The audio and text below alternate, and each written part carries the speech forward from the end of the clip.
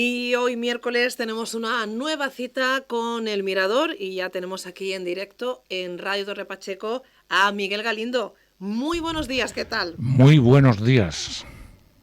Pasada Semana Santa, aquí estamos de Aquí nuevo. estamos de nuevo, por supuesto. Con el hombro dolorido de llevar pasos y repasos. Bueno, pues siempre con tus juegos de palabras, Miguel, ¿eh? Qué bien se te da. Me encanta.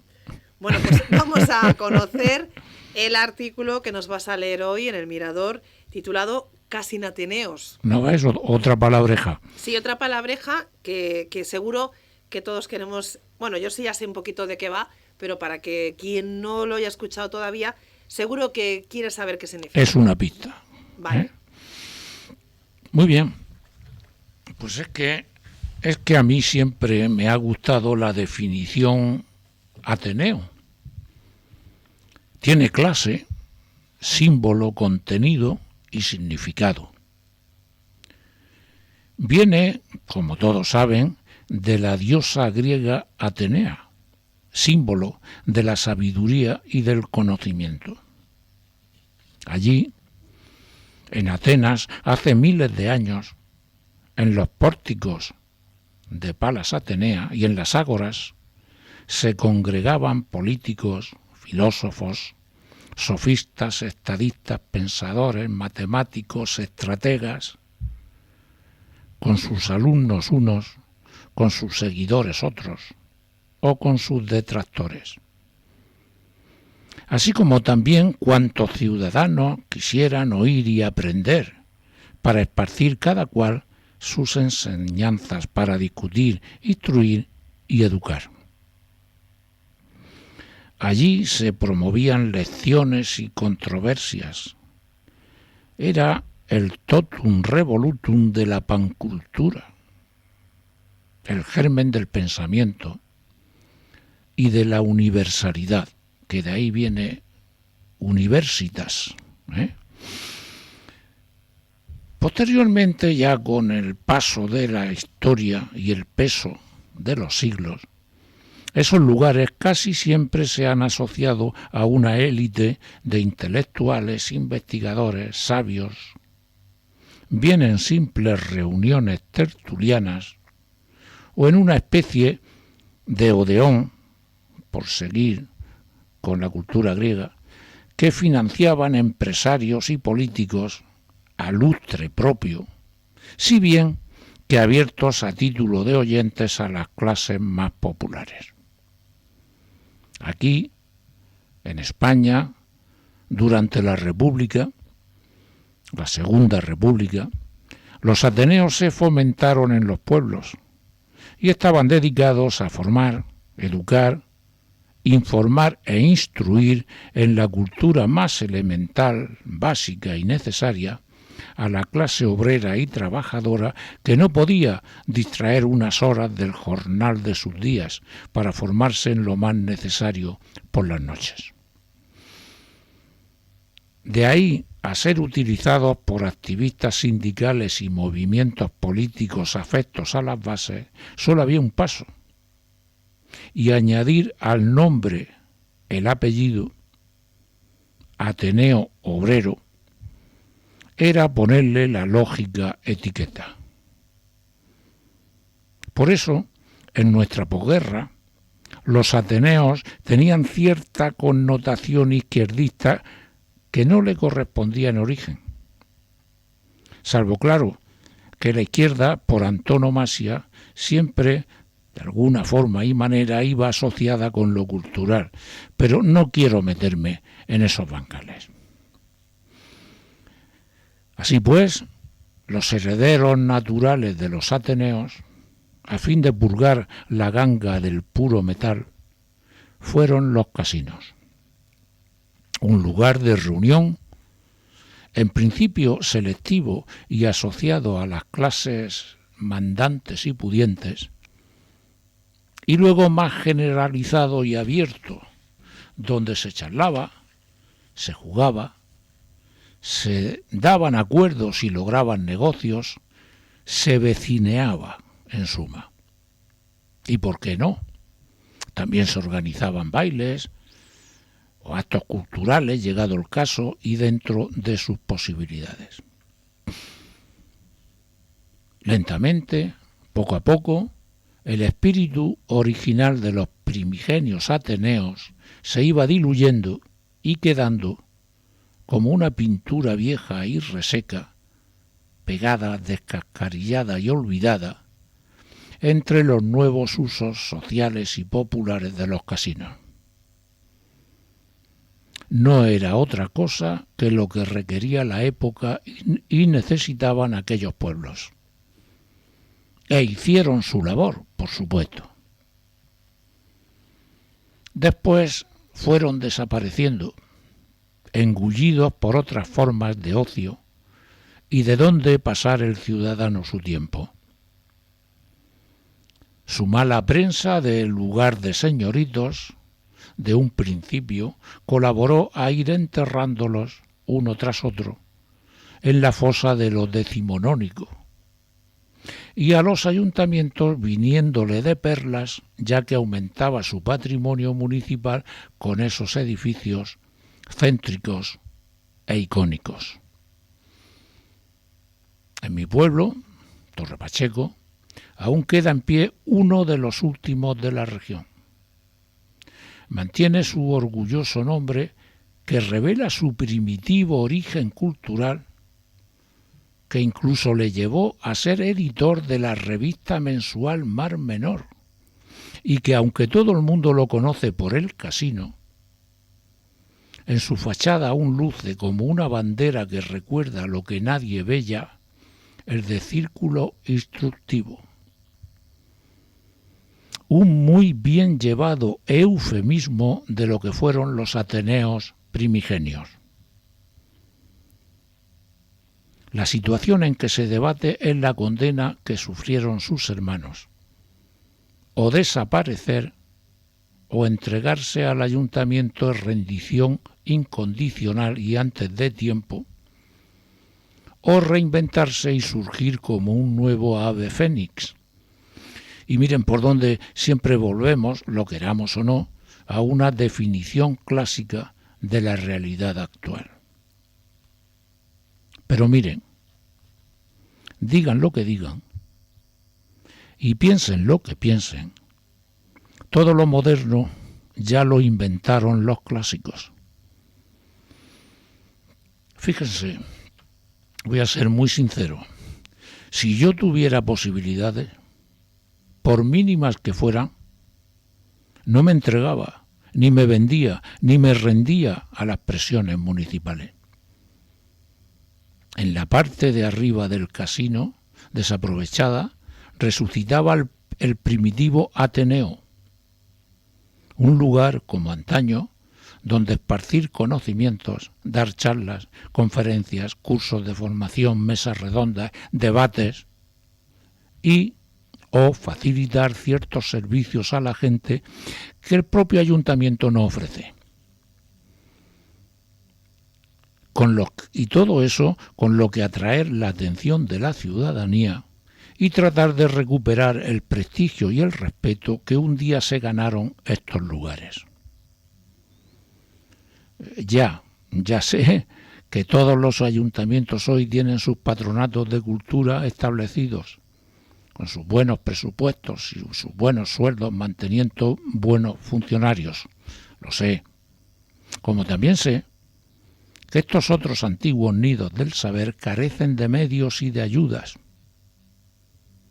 Todo lo contrario, se les carga con impuestos antes inconcebibles, tal es, permítame, la mezquindad. Pero quizá puedan ofrecer iniciativas que esas administraciones, por su propia opacidad, ruindad, comodidad y ceguera, no pueden o no saben o quizá no quieren ofrecer desde sus brillantes y flamantes instalaciones. Ya sé que es la lucha de David contra Goliat. Y algo peor, los ciudadanos no están por la cultura, no estamos. Algo que esas poderosas inversiones municipales no han logrado revertir. Es posible incluso que las hayan empeorado. Pues los medios son una cosa y la política es otra. Y cuando la política influye en los medios... En fin, jamás se dieron tantas posibilidades y nunca el fracaso fue tan grande. No sé. Habría que estudiar la demanda para acomodarla a la oferta, buscar cosas nuevas o quizá viejas. O puede que copiar ejemplos, como el de nuestros vecinos, donde una asociación privada le da sopas con onda a todo el aparato corporativo cultural de su consistorio. Como quizá no deba ser, pero es. Y ahí lo tenemos. La cuestión es ser o no ser, resignarse o rebelarse. Yo soy ya muy viejo para lo segundo, pero aún me hierve la sangre para lo primero. Y quizá no pueda disparar ya en primera línea, pero sí cargar los fusiles en la retaguardia. Y esto lo podemos decir y hacer todos los de mi edad. Lo que falta son tiradores. Pues acabamos de escuchar a Miguel Galindo leer el artículo esta semana en El Mirador titulado Casinateneos. Y ahora, Miguel, pues vamos a conocer lo que opinan tus seguidores. Vamos a comenzar con el comentario de María. El título que le has puesto al de hoy, Casinateneos, es una especie de aféresis muy bien traída, pues a los casinos que fueron antes se les llamaba Ateneos, y todo Ateneo es un símbolo que reviste un sentido cultural. Por eso que veo muy bien que hagas una pequeña reseña histórica como introducción a tu artículo de esta semana. Lo otro es otra cosa. Sí, lo otro es otra cosa, pero bueno, es el devenir de los tiempos también. Yo critico esto, me permito criticarlo, pero también reconozco que los tiempos cambian unas veces a mejor, otras veces a peor, como es en este caso. Los primigenios casinos ateneos eran eminentemente culturales y luego de ocio, y luego sociales. Al final vinieron a ser justo al revés, sociales, de ocio y por último culturales. Pero el origen siempre es cultural. Y el ejemplo que pongo desde mi pueblo, porque claro, este programa no solamente lo escucharán los de mi pueblo, sino de fuera, es que aún luce el primigenio rótulo, y no es casino, aunque se le conozca como tal, es círculo instructivo. Seguimos con otro comentario. Este lo firma Amondo.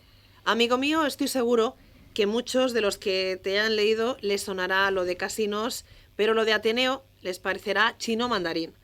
Eso pertenece a la cultura popular antigua y, si no me equivoco, fue un término rescatado por la República en un momento determinado en que desarrolló aquellos planes culturales. Efectivamente, esto viene de los planes culturales y de los planes culturales y de educación que hizo la Segunda República. Había mucha ignorancia, y entonces pues quiso llevar la cultura pues a las bases a través de los pueblos. Pero aquello que pudo ser en su época un invento revolucionario, por eso de que fue la República, no era tal, porque es cultura antigua.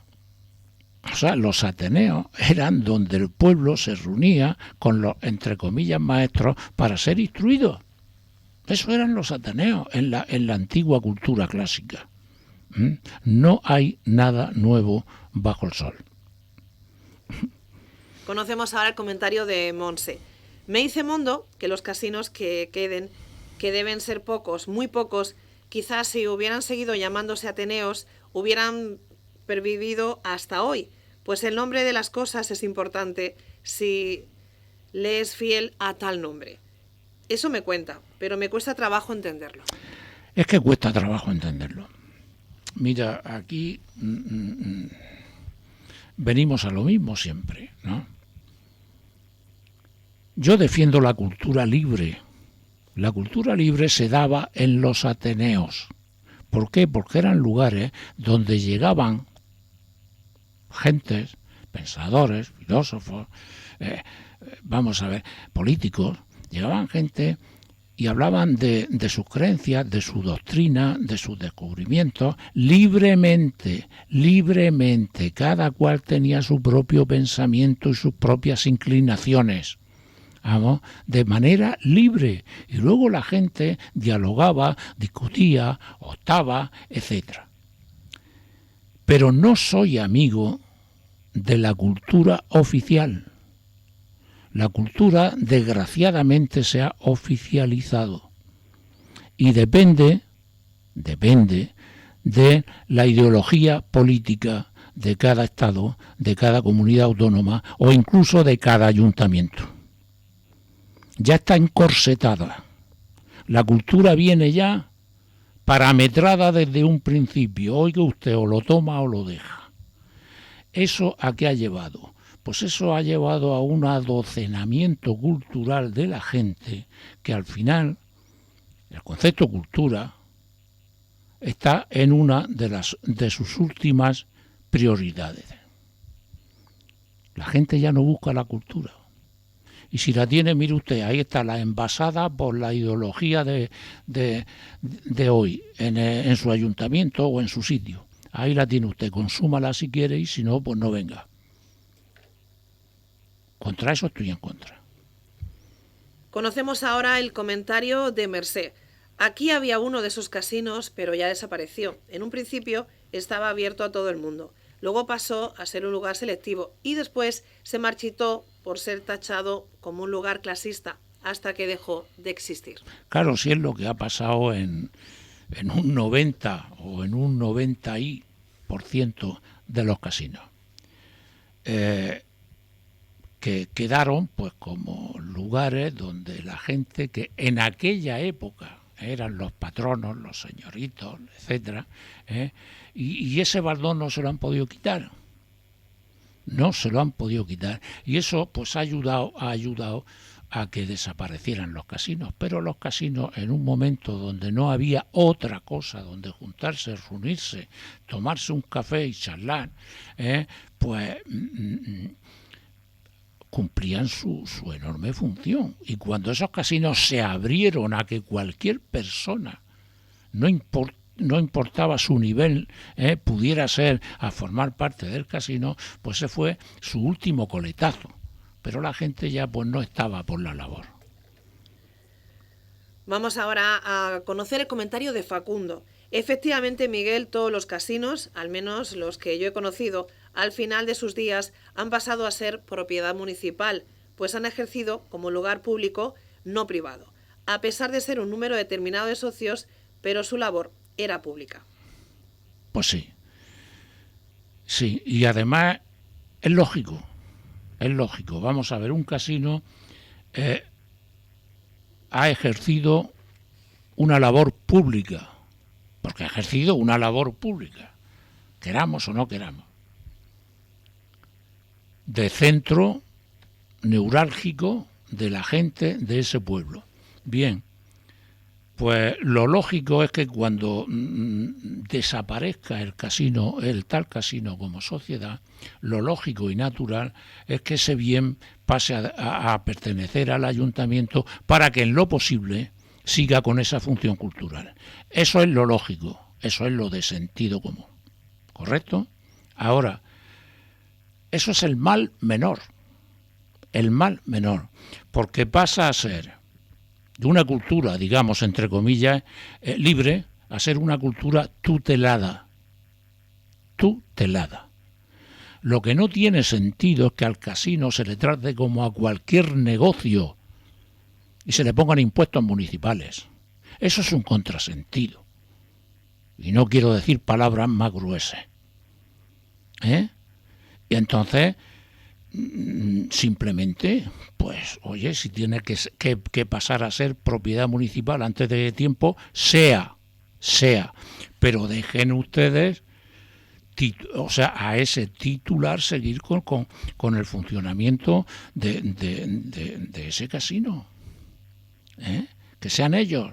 los que lo sigan haciendo hasta que desaparezcan. Pero no lo quieran todo. Y no dejen ni un ápice a la iniciativa privada. Porque eso tiene otro nombre. Vamos ahora a leer el comentario de Loli. Aquí quedaban dos casinos, el de Pozo Estrecho y el de Torre Pacheco. Sin contar los de las grandes ciudades, claro. El de mi pueblo desapareció hace años. Y queda el del tuyo. Pero no veo que tenga actividades sociales ni culturales que invite a ir incluso a los de por aquí, que estamos al lado y somos vecinos cercanos. Quizá la supervivencia esté ahí mismo. Puede ser. ¿Quién es? Loli. Ah, Loli. Se ve que es Galilea. Sí. Está claro. Hombre, yo frecuenté en cierta época el casino de Pozo Estrecho. Estoy hablando de la época de Víctor Paredes, etcétera. Y por supuesto, entonces elaboraba y tenía un aspecto cultural que el nuestro, y hay que reconocerlo, no lo tenía. Allí se presentó, por ejemplo, el libro Cosicas de Pozo Estrecho de Pedro Fructuoso y Víctor, y se presentó pues muy dignamente y se hacían veladas culturales de una gran calidad y de una gran altura. Vamos, yo estuve con nuestro poeta pachequero Fuentes muchas veces acompañándolo en esas veladas poéticas. En fin, estoy hablando, eso era muy importante. ¿Por qué ahora no? Pues habrá que preguntárselo. Habrá que preguntárselo. Puede que sea por desidia, puede que sea porque estamos siendo torpedeados, puede que sea por muchas cosas. O puede que sea porque lo que se busca es que no exista una cultura independiente, espontánea de la gente, sino que esté todo, no, usted se mete por aquí, que es lo establecido. Y pide permiso y ya veremos. Vamos ahora a leer el comentario de Antonio. Y el nuestro también acabará por desaparecer. Son espacios decimonónicos que tienden a eso, a disolverse, salvo que se les dé otro giro, algo novedoso, un lugar que ofrezca otros atractivos o servicios, no una especie de nicho para socios previvientes. ¿Me entiendes? Sí, te entiendo perfectamente, pero si es que vamos a ver, caben muchas soluciones. Es que una de las soluciones es que, oye, el edificio tiene que ser municipal, por lo que sea, porque me obligan las leyes, cosa que yo dudo, pero bueno, se utiliza. Tiene que ser propiedad. Pues muy bien, dejen ustedes a la sociedad, casino o círculo instructivo, o llámese como se llame, en usufructo hasta su natural desaparición. Dure 10 años, 100 o 1000. Eso se llama usufructo. Y hace cientos de años que está reconocido por la ley. No es nada nuevo. Es así de simple. O plan B, que los actuales casinos que todavía queden hagan una auténtica y verdadera revolución y se tiren a la calle y se abran a la gente y digan, señores, aquí estamos. Ahí está el ayuntamiento y aquí estamos nosotros. Ellos tienen sus normas y nosotros tenemos las nuestras. Oferta y demanda, como en un mercado libre. En fin. Vamos ahora con el comentario de Isabel. Yo soy joven, no sabía la historia de los casinos, que agradezco. Mi creencia era que un casino es donde leer el periódico y jugar a las cartas y poco más. Bueno, eso también es un casino. También. No está prohibido leer el periódico e irse a tomarse un café con un amigo o jugarse una partida al tute. Por supuestísimo que sí. Pero no es solo eso. Eso es un 5% de su arco. de actividades. Aún quedan un 95% vacías. O sea, no quiero que la gente piense que es que yo estoy en contra del uso que se le está dando a los casinos actualmente. No estoy en contra de eso. De lo que estoy en contra es de la infrautilización de los casinos. Vamos ahora con el comentario de Pascual. ¿Por qué no resucitar el de Torre Pacheco con las ideas que tú propones? Merece la pena intentar salvarlos y recuperarlos. Bueno, no es cosa mía, aunque yo me brindo a echarle una mano si fuera preciso, pero no es cosa mía. Lógicamente, cada casino tiene su entidad social, y esos socios, esa asamblea general, es quien decide a la postre lo que hacer y por dónde abrir y por dónde cerrar y por dónde tirar. Y son ellos. Yo me limito a airear todas estas cosas, a decirlo y a mucha gente que tiene las ideas equivocadas, pues decirle, oye, que las cosas no son así, o no eran así, o no tienen por qué serlo.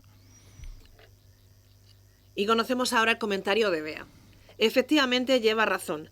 El club, al que citas, de los Alcázares, les da sopas con onda a todo Patronato de Cultura Municipal.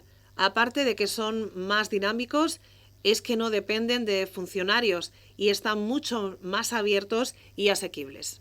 Claro, no tienen por qué seguir las normas establecidas, que cada vez son más rígidas. O sea, un ejemplo, un simple, vulgar ejemplo. Si hay una actividad que hacer, por ejemplo, en un lugar determinado cultural, por ejemplo, y por necesidades sociales, porque todo el mundo trabaja y todo el mundo tiene sus obligaciones, tiene que hacerse en sábado o en domingo, y tú vas a pedir el local a tu patronato de cultura. No estoy hablando de esto, estoy hablando de todo. Lo primero que te dicen es que el sábado y domingo no, porque los funcionarios no trabajan. Lo veo muy bien, tienen derecho. Pero oye, estos otros lugares resucitados les brindan esas posibilidades, entre otras. Y no quiero expandirme sobre esto porque pueden sentirse heridos, En fin. Vamos ahora con el comentario de Pedro. Ahora sé por qué el nuestro está señalado como círculo instructivo. Ignoraba que fue tan importante como para llegar a editar toda una revista mensual, la del Mar Menor, que incluso tenía suscriptores en toda España. Gracias por rescatar esa parte de la historia nuestra y decirlo. No debería haber tanta desidia en un pueblo que se precia. Bueno, pues sí, efectivamente, el círculo instructivo encabezaba la revista mensual Mar Menor. Ponía revista Mar Menor y ponía debajo, editada por el Círculo Instructivo de Torre Pacheco. Y esa revista se distribuía en toda España, Madrid, Barcelona, Valencia, Andalucía, en toda España. Y estoy hablando de los años 50-60. Cuidado, chapó, Entonces, pues la verdad que eso, yo no digo que se recupere, eso es imposible. Pero que se ignore, eso es un pecado. Ignorarlo. Eso ocurrió. Y en época de la dictadura, y hoy con toda nuestra sacrosanta democracia, no tenemos narices a hacer ni la 10ª parte de eso. Y ya vamos a conocer el último comentario y lo firma Ana. Mira, yo fui a pedir un local para un acto social cultural en nombre de una asociación y en el ayuntamiento me hicieron el 3er grado, en el que solo faltaba decir la talla de la ropa interior de la presidenta, para, tras 3 cuartos de hora de interrogatorio, decirme que ellos no trabajan los sábados por la mañana y no podíamos disponer de él los que también trabajamos el resto de la semana. Servicio público, creo que se le llama a eso. Sí, a eso le llaman servicio público. Efectivamente, es un servicio público. Pero es que el servicio público también puede ser privado. Y a lo mejor es mejor. O a lo peor es mejor. O a lo mejor es peor. Pero sí distinto. Eso me ocurrió a mí también. Eso también me ocurrió a mí. A mí también me hicieron en una ocasión un tercer grado. ¿Quién es el nombre del presidente? ¿A qué se dedica? ¿A qué dedica su tiempo libre? ¿De qué se va a hablar? ¿De qué no se va a hablar? ¿Y esto para qué? ¿Y esto por qué? O sea, a mí también. Que al final le dije, oye, olvídate, ya me buscaré yo la vida. Y eso está ocurriendo. Eso está ocurriendo.